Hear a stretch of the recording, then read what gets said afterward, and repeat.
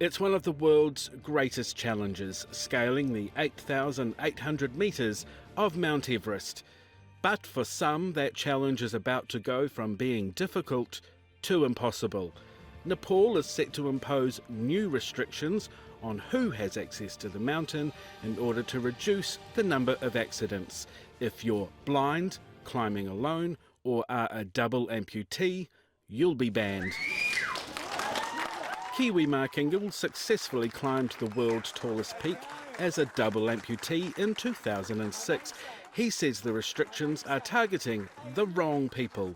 There's so many amputee climbers that are far more competent climbers than half the other people on Everest, and so really it's about getting their act together with ensuring that only competent people get let loose on the mountain. Otherwise, the mountain extracts its own price. Really, He says the issue isn't about people's physical abilities or disabilities, it's about their skill level and making sure a climber is as experienced as they claim they are before beginning the climb. as we all know, people lie on their CV. They do it in jobs, they do it in the mountains.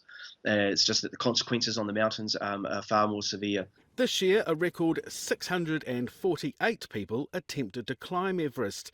About half were successful and 6 people died.